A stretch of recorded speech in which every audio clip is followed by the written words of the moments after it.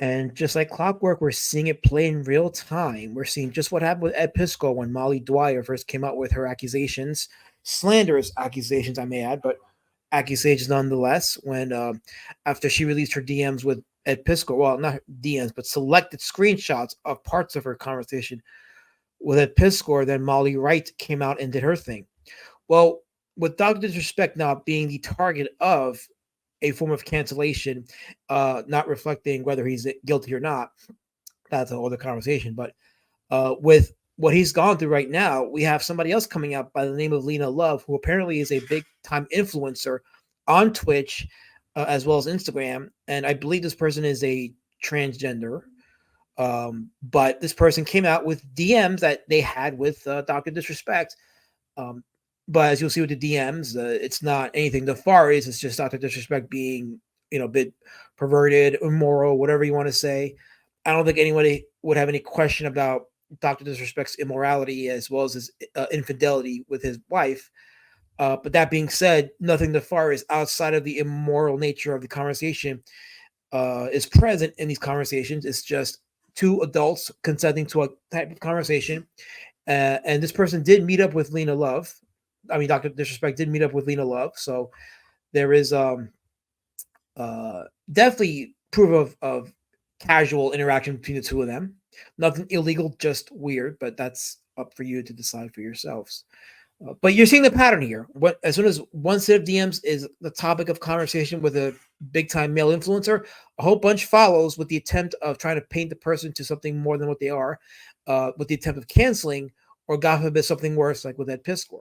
Now, if you watch my previous video on Doctor Disrespect, the cases between him and Piskor are different in quite a few details. So I'm not saying that Doctor Disrespect is innocent. All I'm saying is there needs to be a provable case for his guilt, which so far there has not been. Again, check out my last video on Doctor Disrespect, especially in regards to the email that was sent by a former Twitch employee in which he gave details on the settlement, in which the details exonerates Doctor Disrespect. And I got a feeling there's more that will come out eventually, but for now there is no clear case of any proof of his guilt. But you're going to start seeing it. You're going to start seeing attempts to cancel him by different people. And if he's spoken to any more women, they're going to start coming out with these DMs, painting him out as a degenerate, as immoral, and they'll try to tie it into his alleged conversation with a minor to try to really drive the nail home on him in hopes to finally destroy his career. As of this video, he's lost about 10,000 subs on his YouTube channel, probably more as of this video. People are being vocal about their cessation of his support for him. So his career is definitely taking a hit, if it even survives at this point now, because as each day goes by and the conversations continue to grow, he's becoming more and more of a toxic brand, and more people are going to want to disassociate themselves from him just to protect their financial assets. So it's safe to say that Dr. Disrespect's career may or may not be over. Well, I shouldn't say it like that. It may be over. He'll still have his legion of fans, but any success that he's had, that he's enjoyed, it's not going to be matched. It's pretty much over for Dr. Disrespect. Meanwhile, though, while that's going on, Ed Piskor's bully, Alex DeCampi, was rewarded with a gig over at Dark Horse Comics. Yes, Dark Horse, which we used to know as that other comic book studio that was outside of the practices of Marvel and DC. Well, they've been on the downward slide for the longest time, and they have absolutely no problem hiring writers who are anti-male bigots who engage in the bullying of people online up until their death and telling their families to fuck off. So Dark Horse has no scruples with hiring and rewarding bullies like Alex DeCampi. And again, I say as if the roles were reversed, she would not be sniffing anything near a contract or a gig because rules for thee when it comes to female abusers and female bullies and female monsters like Alex DeCampi.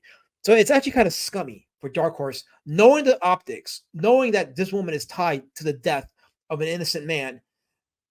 And I'm not saying she outright caused it, but as per Ed Piskor's alleged writings, she was the cause of him being bullied, which ultimately led to him taking his own life. So the optics are pretty bad here, and yet Dark Horse has no scruples with putting her on a book. which is a shame because this is the thing that is driving people away from the comic industry. These type of dirty practices that ignore the humanity of it all really just drives the point home that men are not safe in the comic industry. They're expendable. Their lives have no value or meaning. It's just about pushing an agenda, pushing a message, that feminist, anti-male message. And it's a shame to see Dark Horse going this route because they were a reputable comic book company. But yeah, their reputation takes a humongous hit as a result of that. And again, they refer to her as the Eisner nominated writer, which is a joke. It really is a joke. But I hope you're seeing very clearly, what's going on with regards to being a male influencer in any of these communities, whether it's the gaming community or the comic book community. And with regards to Dr. Disrespect, again, we have no proof of any illegal wrongdoing. And we have that email that says that the judge declared there was no wrongdoing committed. But that being said, he got to that point because as a married man, he started DMing other women. He took his sexual fetishes outside of his marriage, and this is where he's at right now. And I remember what Chris Rock said, that a man is as faithful as his options. But at the same time, there is a moral aspect to being a man with sexual desires. And that's why it's important to fulfill those desires within the confines of marriage, because not only is it the moral thing to do, but it keeps you out of trouble. It keeps you out of disaster. What is going on with Dr. Disrespect is a disaster of his own making. Let's be clear. It is a disaster of his own making. He chose to DM these women, or in some cases, men with wigs. He chose to engage with them inappropriately. And now here we are now.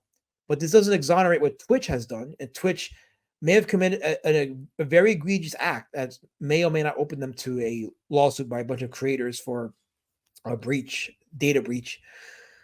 But we'll have to see how that plays out. But yeah, Dr. Disrespect, another example of why you don't talk to women online who are not your wives, because it never ends well. Women online, when they talk to a male influencer, they're opportunists. They see an opportunity to put a name out there for themselves. They paint themselves as victims. They get paid. They get notoriety. They get influence. They become big. It's a very tried and true pattern. And I know that these DMs by a bunch of these women's, by a bunch of women's, good night, by a bunch of women with Dr. Disrespect seem to have occurred around 2017, around the same time he had these conversations with the alleged minor.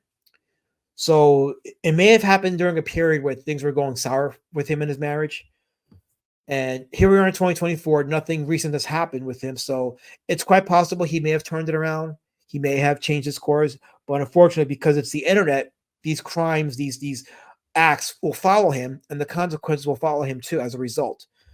And this is important. You don't need to talk to women who are not your wives on the internet. Just don't engage with them. Don't engage in any kind of immoral or fruitless conversations that can be turned around and weaponized against you. These women aren't victims, but they know how to play the victim card. So if they can play the victim card on you, you've already lost the internet battle, and you've lost the battle in the eyes of the court of public opinion. It was the court of public opinion that sent Ed Piskor to his grave, unfortunately, along with the bullying tactics of Ramon Villalobos and Alex DeCampi. And I don't foresee this being the case with Dr. Disrespect, but I definitely see him taking huge losses because of this. And we don't want to minimize the immoral consequences of his actions, or rather the consequences of his immoral actions. We don't want to minimize that. But again, being accused of a crime, you need to come up with proof without a shadow of a doubt. I personally will not engage in any kind of tactics that result in canceling, or the kind of mob tactics that led to the end of Piskor's life. I don't think the lessons of that have been learned by people. I think they see certain things, and then they go with it. They'll see Dr. Disrespect saying that he engaged in conversations that led towards inappropriate, and they assume that's a confession of guilt, and it's not. Especially when he says in a couple of paragraphs later that he was not a pedophile, he's not a pervert, and he did not engage in any of that. And it seemed like he was expressing disgust over such people. So, without a shadow of a doubt, there has to be definitive proof of these actions. But that doesn't take away from his immoral actions, and he's paying the price for those immoral actions. But yeah, it's amazing. Dr. Disrespect is the latest male influencer being canceled, while Alex DeCampi continues to get rewarded by the comic industry, being nominated for an Eisner and now continuing to get book deals. No scruples by the comic industry. No care in the world for what people like Alex did to Egg Piskor, or her continual anti-male bigotry, the hate that she spews with her tweets, her posts on the Blue Sky app, and her writings. No scruples, no nothing. But we will continue to document these. We will continue to highlight these because we will show and document the disparity between accountability towards women who commit egregious acts versus accountability towards men who commit egregious acts. And you're going to see a humongous imbalance in terms of accountability. But let me know what you guys think. I'd like to hear and read from your comments. And thank you guys for watching my videos. Thank you for the engagement. Thank you for helping me grow my channel with such important topics, because these are things that need to be discussed because they're not being discussed. This is a conversation that's lacking in our community. It's lacking in these communities, in the gaming and comic community. They're afraid to have these conversations because they don't want to be given the appearance of demonizing women. And we're not demonizing women. We're just holding them accountable the same way we hold men accountable. Women wanted equality. That comes with accountability and responsibility. And like the late, great Kevin Samuel said, to women, accountability is like kryptonite. Thanks for watching, and we'll talk soon. Take care.